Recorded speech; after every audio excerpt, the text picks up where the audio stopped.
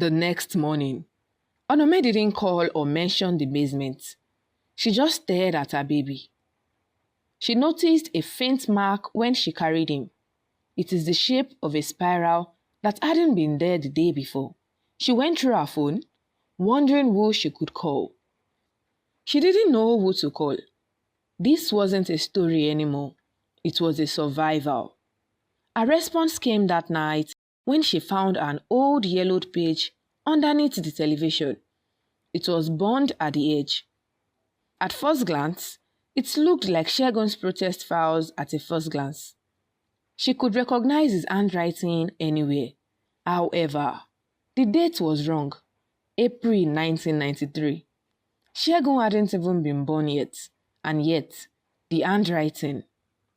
While she had no belief in stuff like reincarnation, this felt personal. It felt chosen.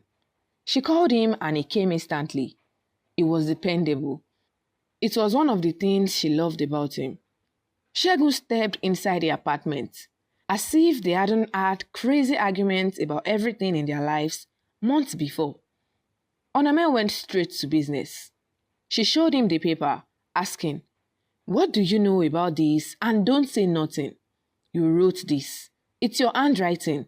Look at the G." Segun studies the paper. "What are the odds of you learning about this?" Segun whispered several times before he told her that he had been having memories that were not his.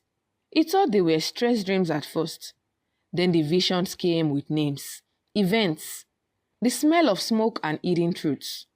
Segun's eyes met hers, his voice low as he told her that the Obasa's buildings aren't just charity, they are cover-ups, memory silencers. What happened is that a group of men has come together to revolt against the government in the 1960s. The country has been going from worse to worst and to more worst. They created the apartment where Onome lived. It was their memory house, their safety net. It was created with a mix of magic and science. Everyone spoke secrets to the walls during meetings so that absent people could listen to it later. And they were winning. They stayed in the house for protection. So they thought. They had no idea that one of them has made a deal with their opponents, Obasa. That night, Obasa locked the door and threw in fire made from a special concussion. Segun was tired as he ended the story. Onome had only one question for him. In a tired voice, she asked him to clarify why he never told her about the situation. Why Segun answered too quickly. "I didn't know how to."